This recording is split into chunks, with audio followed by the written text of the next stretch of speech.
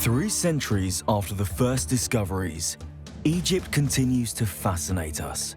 Every month that goes by reveals new treasures buried under the desert sand.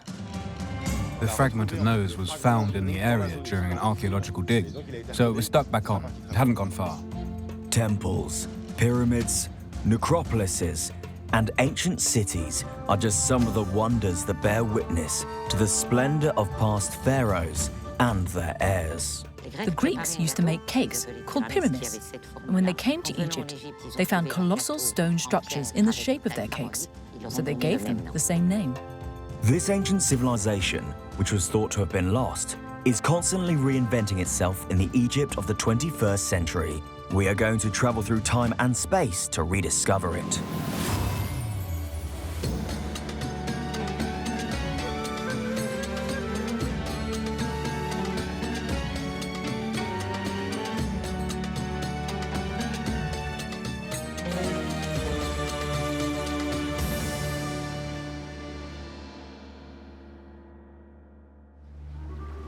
When he was crossing the land of the pharaohs in around 450 BC, Herodotus proclaimed that Egypt was a gift from the Nile. Called visitors, past and present, he was struck by the contrast between the luxuriance of the banks of the great river and the aridity of the desert surrounding them. These inhospitable expanses cover 96% of the country, and only 1% of the population lives there. Since the dawn of time, Egyptians have feared the desert. It is the world of the dead, the kingdom of the god Seth, who tried to kill his brother Osiris, who symbolized fertile, nourishing soil. This religious myth reflects the ancestral wariness of the Egyptians for these hostile lands. And yet no pharaoh, sultan, or modern-day leader has been able to rest until they have attempted to tame the Sahara, which means desert in Arabic.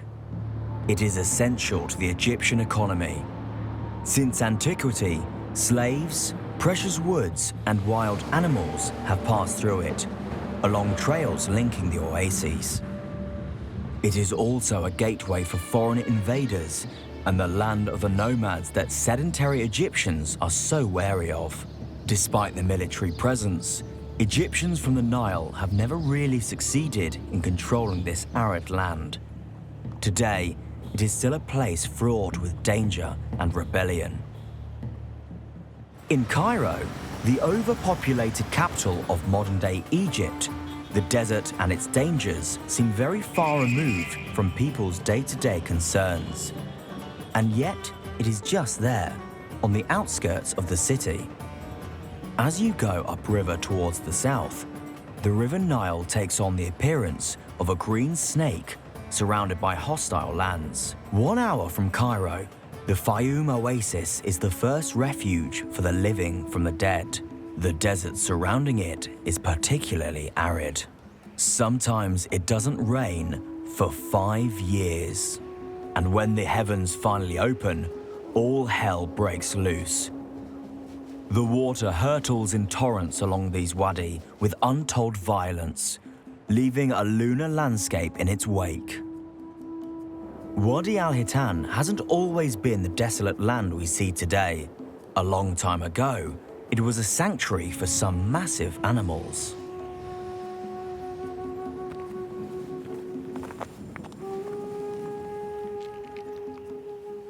You find wonderful bone preserved, and if you go over there, you will see also bone still in the rock, and you see the tissue. Maybe it's a vertebra of a whale. Look at here, one there, over there, basically everywhere. This is why it's called Valley of the Whale.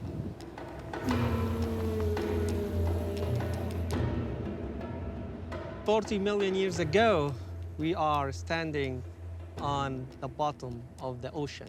So the water was covered most of Egypt at that time. And all of these beautiful creatures were swimming all over the place here.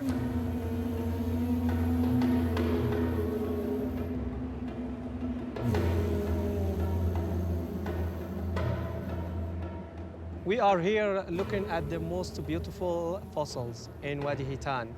This is the largest whale, largest marine mammal, 80 meters long, that lived 40 million years ago in this place. You can here look at the skull over there, and the tail is just over there. So we are in the stomach area. You see the arms over there, the both arms, the fins, and the legs would be really over there, really tiny legs, comparing to this huge animal. Professor Salam has crossed a vast area of the Egyptian deserts in search of fossils. A few years ago, he struck lucky. He was the first Egyptian to have found a new species of dinosaur. He has been something of a celebrity in his country ever since. In 2018, we found a dinosaur skeleton in the late Cretaceous area, which is really a 73 million years old skeleton. It's a plant-eater dinosaur. We named it Mansourasaurus after my university, and also named it the species Shahini after my wife's name.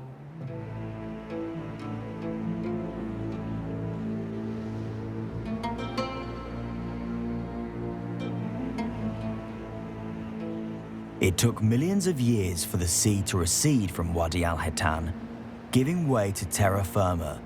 A series of different climates followed in Egypt.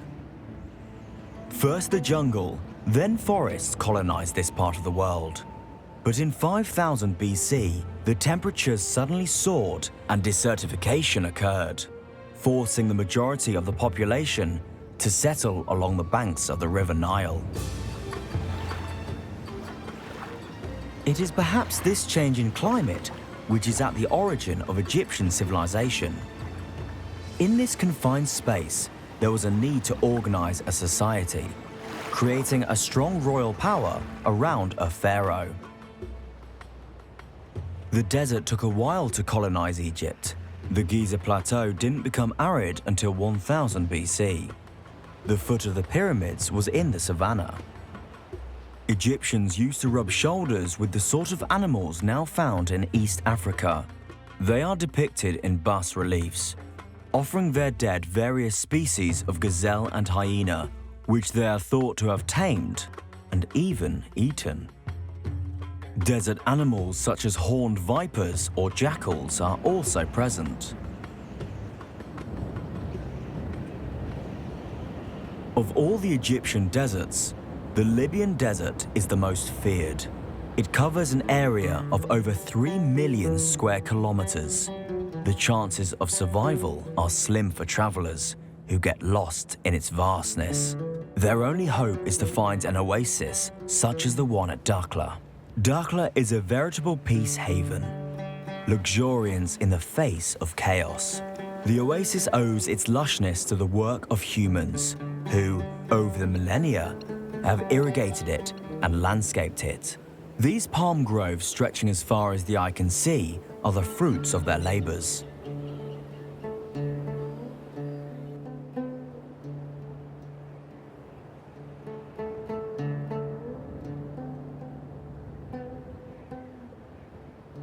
The desert climate is perfect for dates.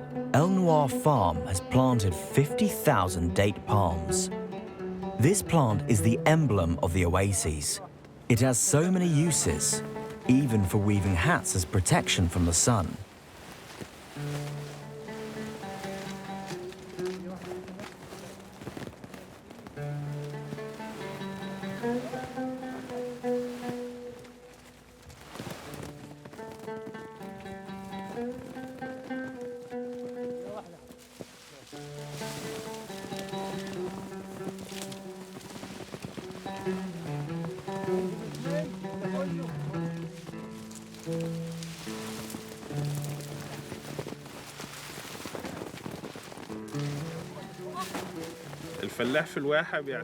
Oasis dwellers are dependent on date palms. They cultivate other crops too, such as wheat and rice, which are mainly for their own consumption.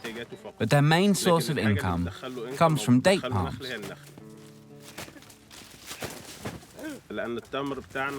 Our dates are exported all over the world, to the Arab world, of course, to Morocco and the United Arab Emirates, but also to Russia. They are even starting to be exported to Europe. Thanks to the quality of our dates, Dakhla Oasis is on the regional map and even the international one.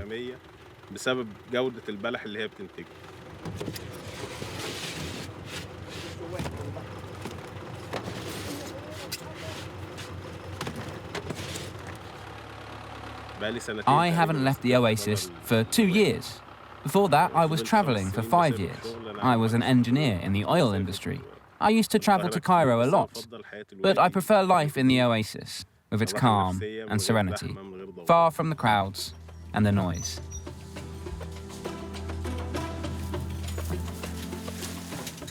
The technique used for picking dates has barely changed since the days of the pharaohs. Dates are still popular products. In ancient Egyptian depictions of their visions of paradise, date palms had pride of place, next to the fields of flax and wheat, laden with goodness. Oases like the one at Dakhla might well have inspired Allah's sensual paradise, a shady garden in which you only need to reach out a hand to pick the juicy fruits. This oasis may not be that nirvana, but the 8,000 inhabitants of Dakhla have still chosen to stay here, far from a world that is in perpetual motion. Here they are spread over 17 villages, of which Qasa is the oldest and most beautiful. Built on the ruins of a Roman fortress, this medieval village has retained some of the character of those fortifications. Today, it is virtually uninhabited. Sabi, the keeper of the site, is one of the very few visitors to this abandoned maze. This medieval town is the symbol of the Dakhla Oasis. Lots of tourists love this ancient city. It is atypical, and its houses and streets radiate a unique atmosphere.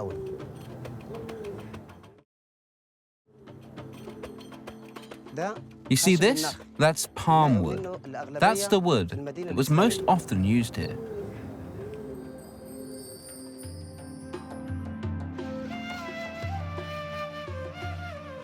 There are very few houses with inscriptions like this. Wealthy people put up these signs with poems or verses from the Quran. You no longer see this type of inscription on the facades. Wood is hardly ever used either. Everything is modern.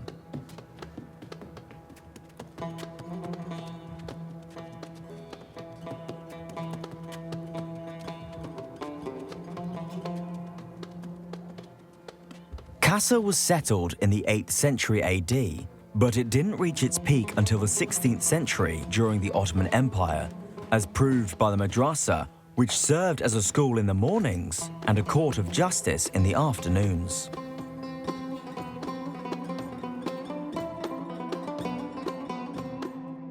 Muslim judges, or qadis, used to try cases in an alcove with the witnesses appearing before them. The defendants waited in 2 separate prisons, the women's prison and the men's prison.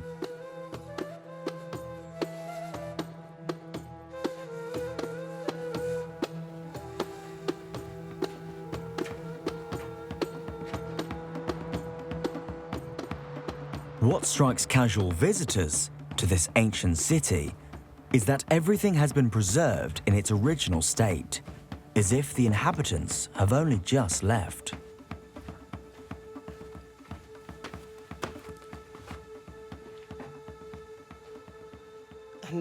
Here we are in a communal mill.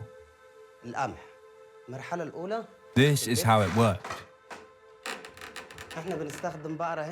There was a cow turning the millstone to grind the wheat.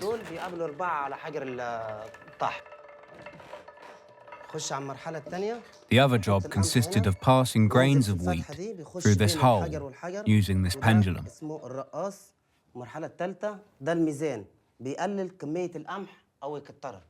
This piece of wood can be adjusted to suit the height of the millstone, which determines the fineness of grain of the flour. This mill has been abandoned for 100-odd years. Nowadays, modern machinery is used to grind wheat or rice. Everything is electric.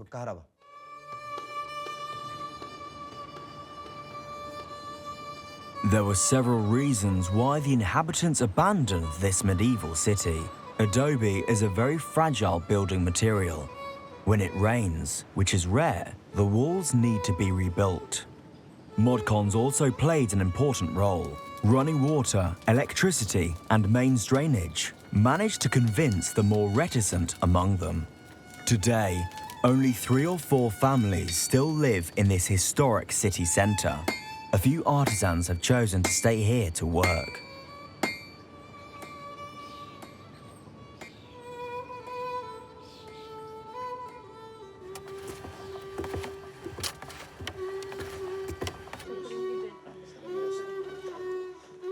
This potter's studio is less noisy than a blacksmith's, but still, for thousands of years, pottery has been essential for life in the desert.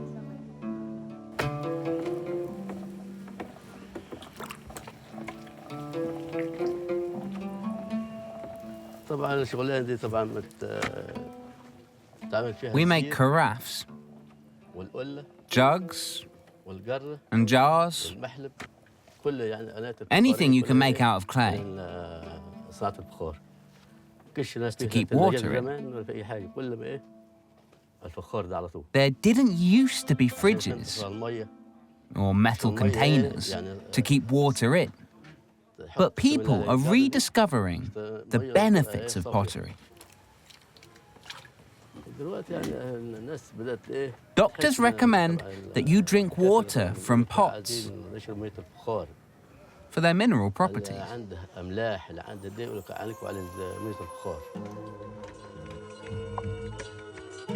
The ancient Egyptians used pottery as iceboxes, as backpacks, and as flasks. It served every purpose. People kept all sorts of foodstuffs in it, such as meat or dried fish. Without it, there would have been no trade. The jars were a means of exporting oil or wine. Wooden barrels weren't invented until much later by the Gauls.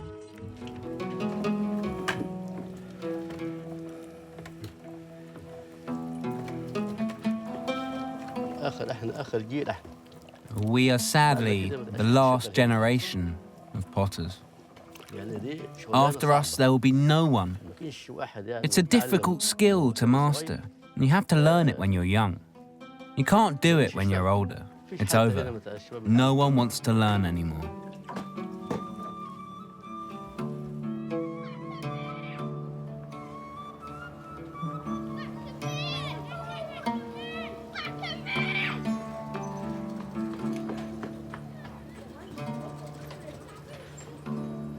As with most oases, mass tourism and packed tourist coaches never make it as far as Dakhla. That's what Maged likes about it. This Egyptian guide has made a bold choice to show discerning travelers another side to Egypt off the beaten track.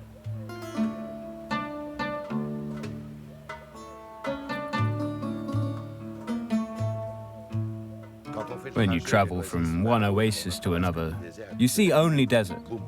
Then suddenly, you come to another oasis with its lush vegetation. At that moment, the oasis takes on the full meaning of the term. I never cease to be amazed by the peace and serenity, by this return to nature, the purity.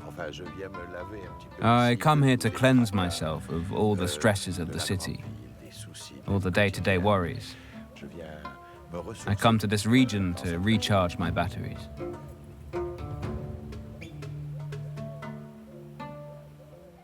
You might imagine the inhabitants of Oases to be completely self-sufficient, but there are many outside influences here, the most important coming from the inhabitants of the Nile Valley.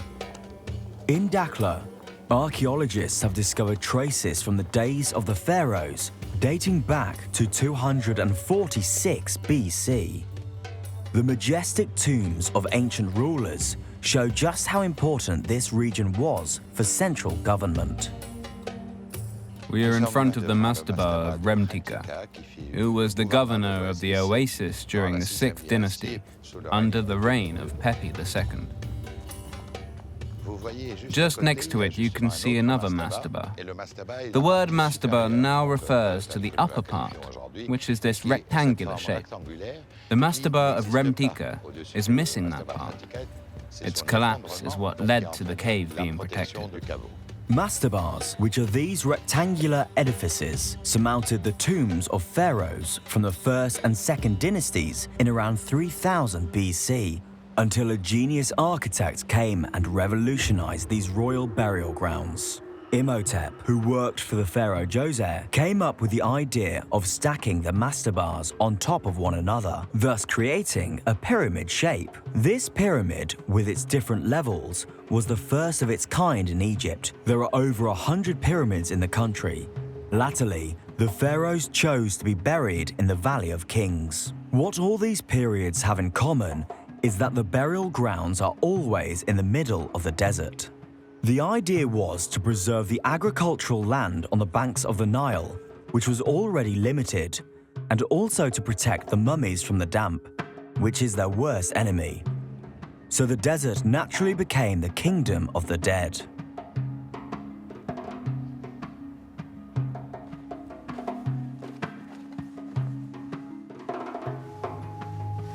We are now about 7 meters below ground level. On this wall, we can see a very traditional scene.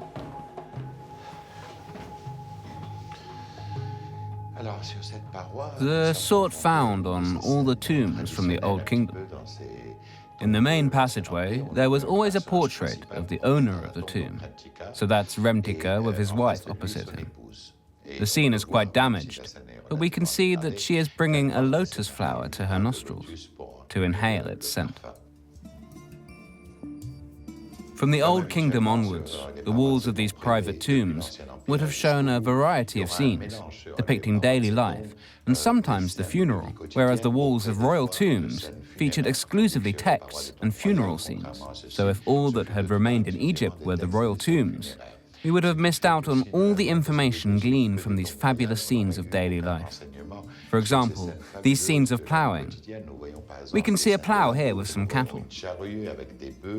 There are hunting scenes here too, like everywhere else. Here in the middle of the desert, it's even easier to go hunting. It was one of their favorite sports.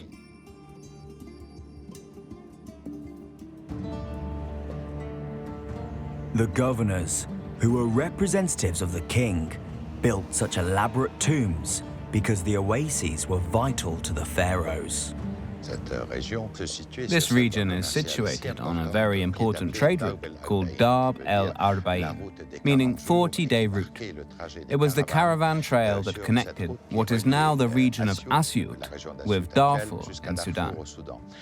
All the goods from Africa, which were coveted at that time, ebony, ivory, gold, and exotic animals, were transported along that route, and it was such an important trade route that the omnipresence and power of the state was very much in evidence. There were control posts and toll booths all along the trade route, which just shows how important it was to the kings and pharaohs who lived miles away from this region. Because the seat of power was in Memphis, which was situated in what is now Greater Cairo, but they felt the need to demonstrate their power all along the Darb el-Arbayim trade route.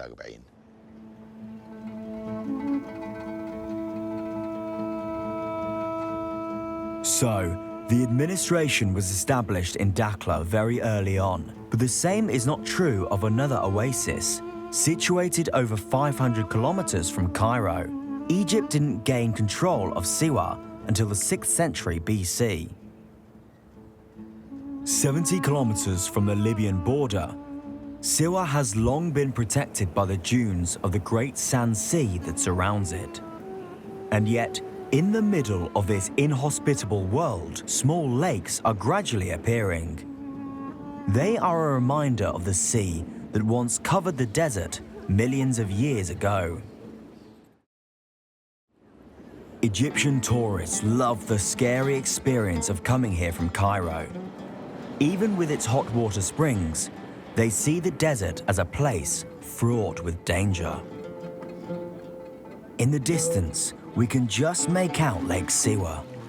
The water is so abundant here that, due to a lack of drainage, it forms saltwater lakes.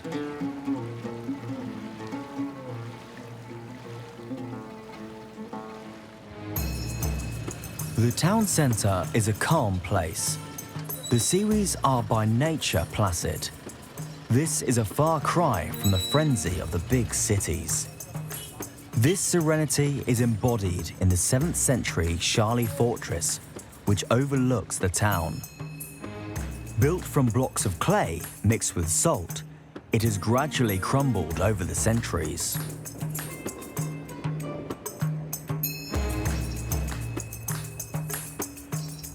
Doa is a tour guide who encourages tourists to take their time and appreciate this special atmosphere. When tourists first came here, they are fascinated by the fact that there is barely any transition between the interminable desert and this lush green oasis. There is a very clear dividing line between the two.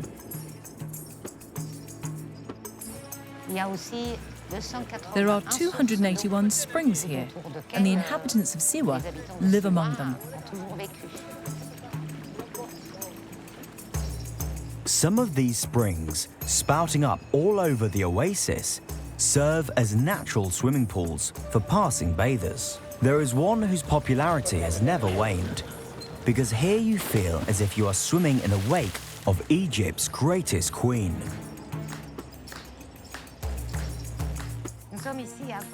We are here beside a spring known as the Sun Spring, or Cleopatra's Spring.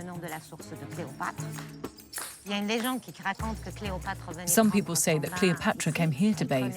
She took great care of herself. She used to bathe in ass's milk, perfumed with lotus flowers.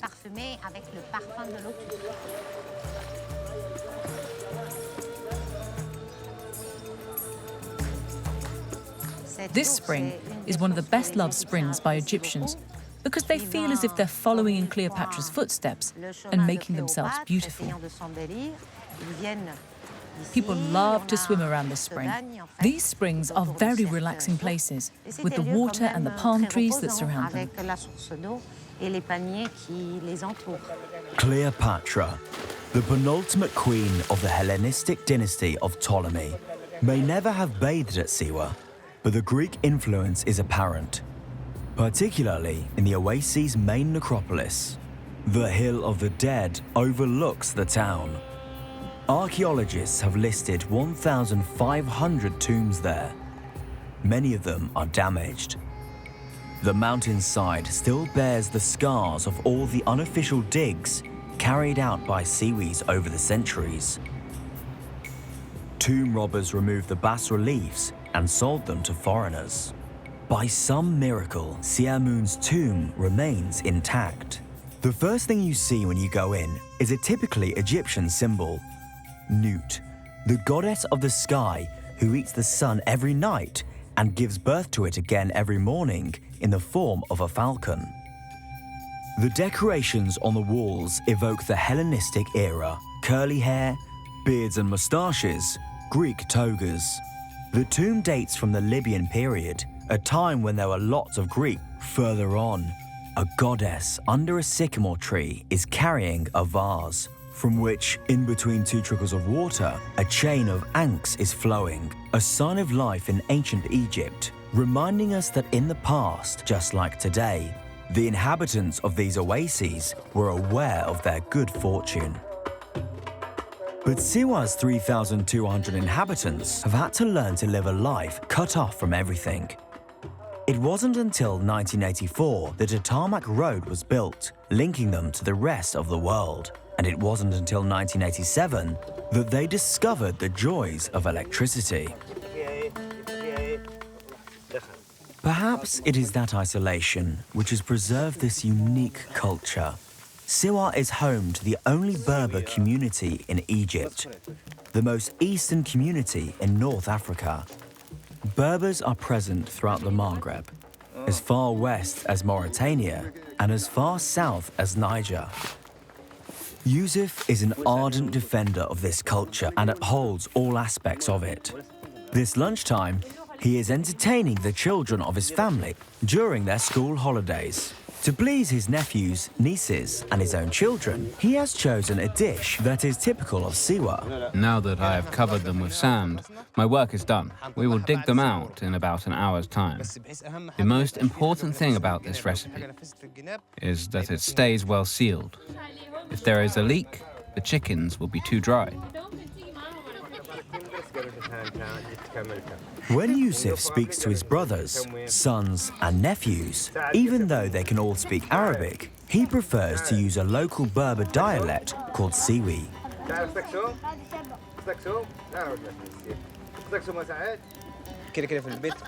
Most people here speak Siwi at home. Some people teach their children to say dad in Arabic, but I teach them the Siwi word, ab. They need to learn Siwi so they don't forget their roots. They will learn Arabic at school anyway.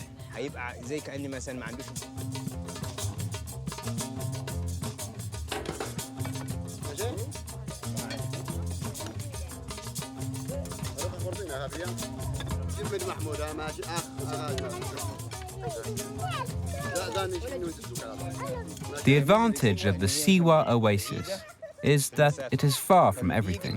When tourists come here and spend a bit of time with us, we influence them rather than them influencing us. One thing is certain. If we lived near a city, we would struggle to preserve our traditions and customs.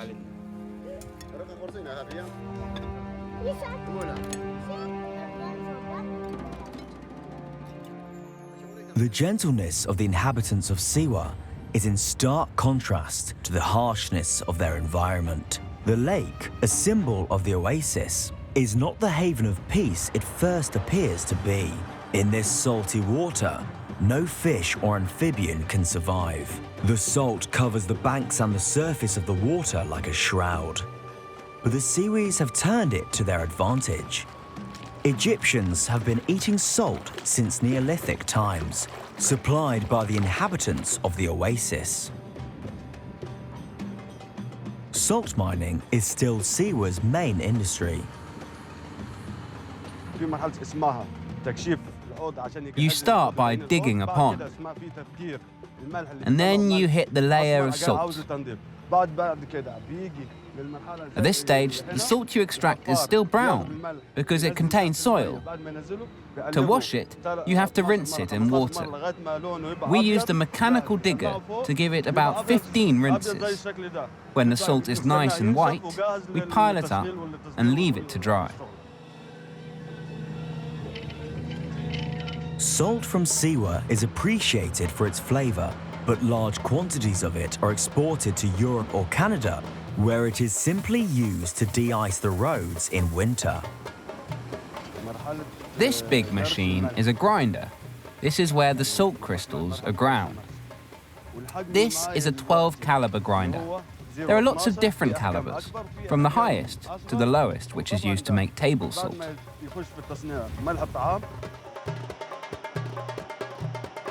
For us, salt is a gift from God. Ever since it was discovered here in Siwa, everyone has profited from it. Moreover, whatever we mine is replaced every year thanks to sedimentation in the lakes nearby. It really is a godsend for the oasis and for the local economy. Exporting salt has been going on for a long time. In the 1st century AD, this product started circulating around the Mediterranean basin. The Siwa Oasis, like all the oases, makes most of its income from trade. Ever since antiquity, Siwa has been forging links between North Africa and Egypt, exporting salt, dates, olives, oil and wine. 4 kilos for a tenner. 4 kilos for a tenner. 4 kilos for just a tenner. You heard, 4 kilos for a tenner. This is as good as it gets, boss. You won't find cheaper. You won't find cheaper elsewhere. Egypt's caravan trails have been trade routes for 4,500 years. Nowadays, goods are transported along tarmac roads. All you need is a lorry. But for a long time, the caravans consisted of donkeys until they were replaced by another animal, which only came to be tamed later in 1000 BC. Dromedaries have adapted to the desert. This animal brought wealth to the oases. It can carry a load of 250 kilograms and swallow 135 liters of water in just a few seconds, allowing it to last several days in the hot sun. The Bedouins have made it their mascot. These nomads rarely come near the oases unless it is to tend to the well-being of their favorite animals. We have rented this plot of land in the oasis to use as pasture. The dromedaries need to eat fresh grass. We accompany the animals. This is more than a job. It is our life. We take care of our animals because our lives depend on these dromedaries. In the past, everything was linked to the dromedaries. Meat, milk.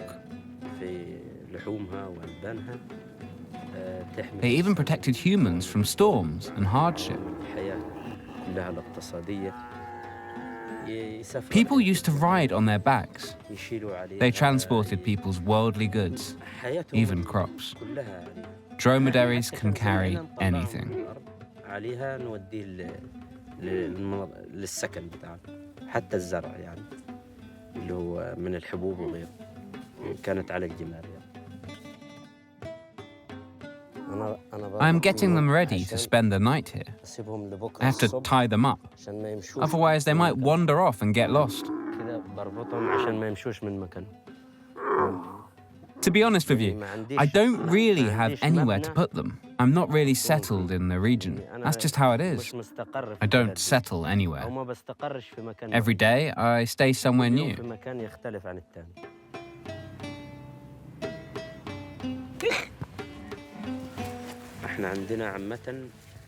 In theory, all Bedouins know how to take care of dromedaries.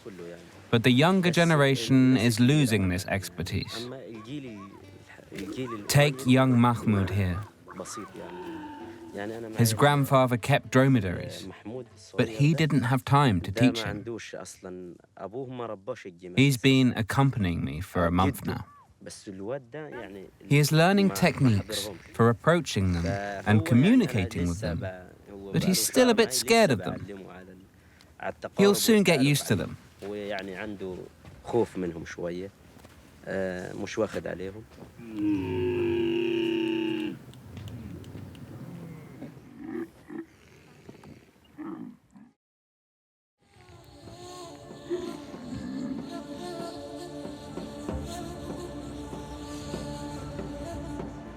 Nomads from the eastern and the western desert filled ancient Egyptians with fear and mistrust. They had a reputation for being versatile, quick to help invaders and to take up arms no matter what the occasion. Invaders often arrived via the desert, with the Nubians coming from the south and the Libyans from the west. In the Medinet Habu temple in Luxor, bas-reliefs praising Ramesses III tell the story of his victories over the desert people. The Libyans can be recognized by their beards and the Nubians by their black African traits. Further on, a scribe is carrying out a macabre task. He is counting a pile of sawn-off hands to draw up an inventory of the number of enemies killed.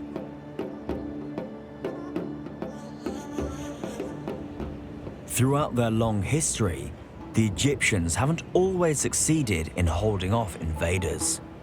The Persians, Greeks, and Romans all settled for long periods in the land of the pharaohs. They all tried to control these arid stretches, a source of instability for the country, but very few conquerors dared to go there in person. It was the desert, stretching back thousands of kilometers behind this lake, that nearly killed Alexander the Great. When he finally arrived here, he consulted the oracle of the god of Siwa. This was in around 331 BC. Alexander the Great had just toppled the Persian Empire, which Egypt was a part of. To legitimize his rule, he appeared before the oracle of Ammon in Siwa, which, along with the oracle in Delphi, was the most prestigious oracle of the ancient world. In this temple, the Greek conqueror hoped to direct his questions to Ammon, the most important god in ancient Egypt. Like anyone else who came here, including the priests who worked in these temples, Alexander the Great had to go down into this well to perform his ablutions before he could go and consult Ammon.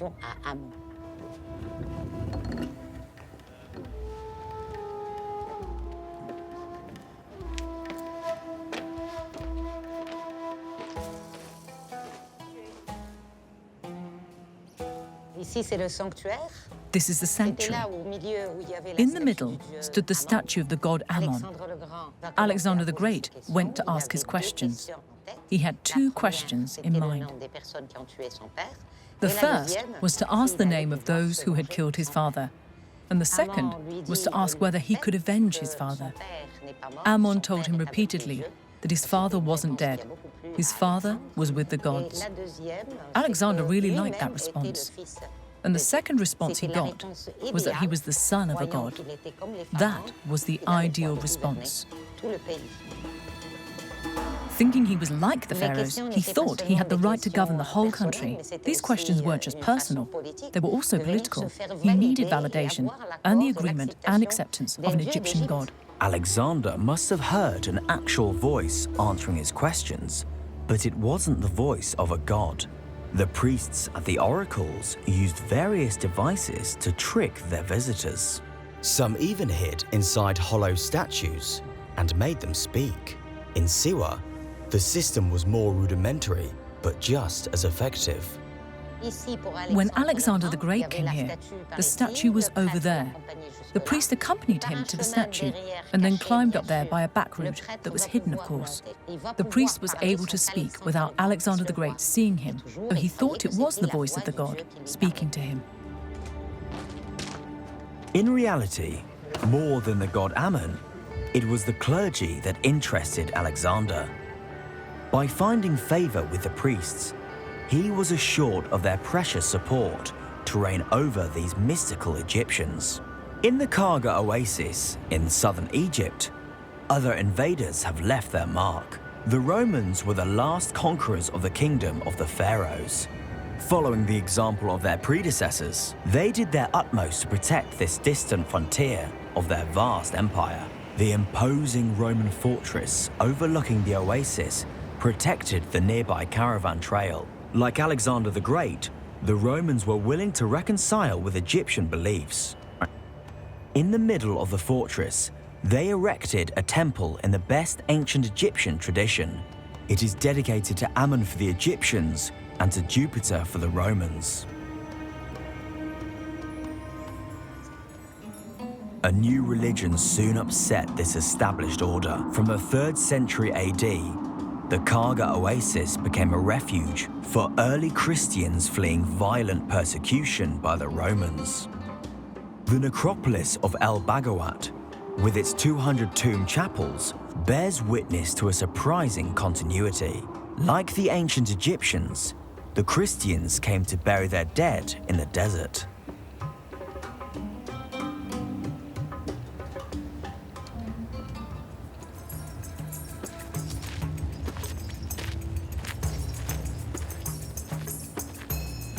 The oldest tombs on this site date back to the late 3rd, early 4th centuries AD. Later, in the 5th century, the Nestorians came in. Nestorius was the bishop of Constantinople, and he was declared a heretic at Ephesus in 431.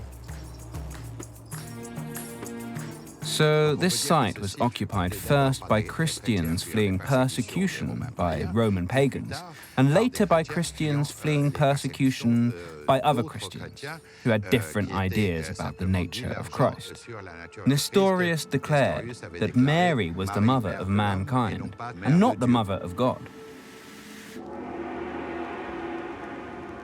This site is remarkable. It's unique.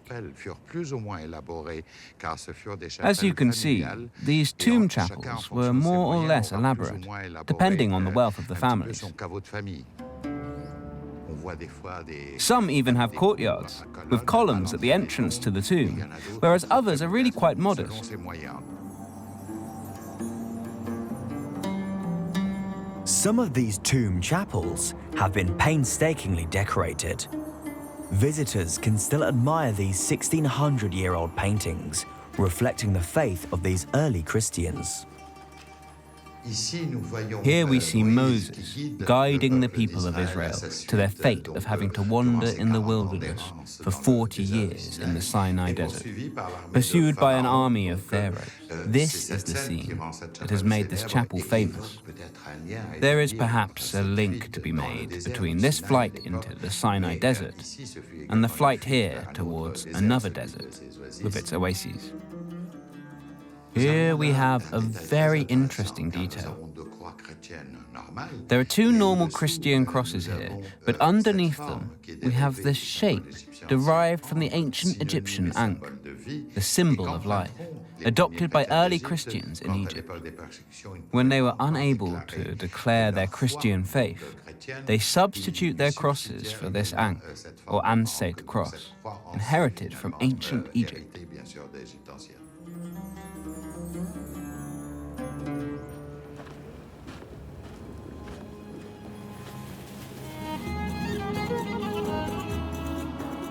The exiled Christians finally got used to their life in the desert.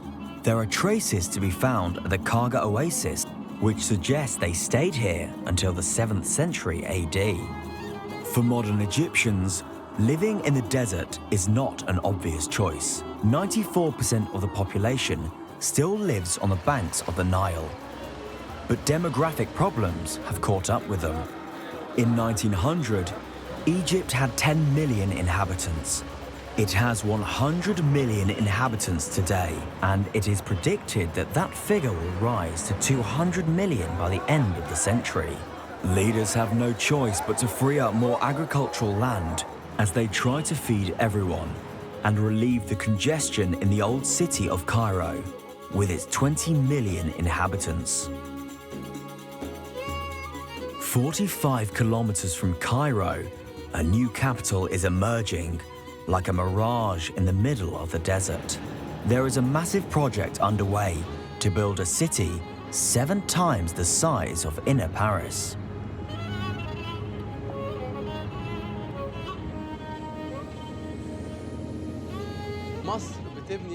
We are building a new capital for Egypt. Behind me you can see the site of the new parliament. Over there, in front of me, is where the ministries will be. They are currently scattered all over Cairo. This way, all the ministries will be grouped together in the same place.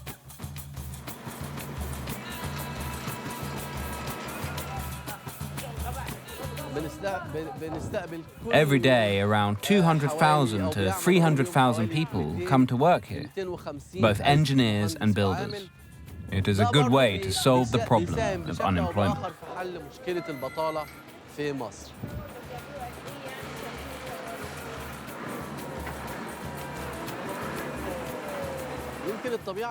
Obviously, it's easier to live on the banks of the Nile than in the middle of the desert.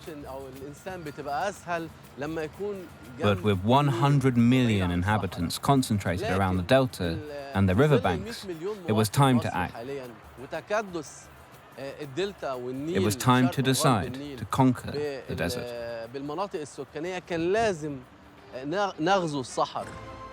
Work has begun on the first residential neighborhood. It covers a surface area of 420 hectares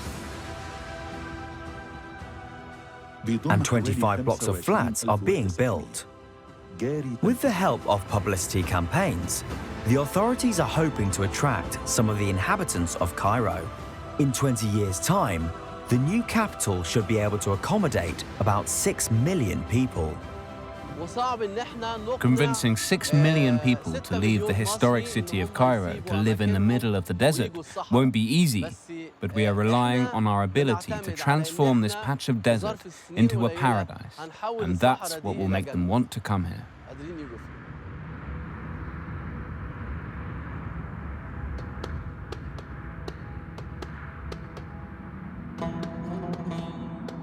Like the pharaohs before them, successive presidents of modern Egypt have all tried to build their city in the desert. Most of these new metropolises haven't been the success they hoped for. Whether they like it or not, Egyptians are one day going to have to make the desert habitable. They should seek inspiration from the Bedouins and Berbers who have lived there in harmony with nature for thousands of years.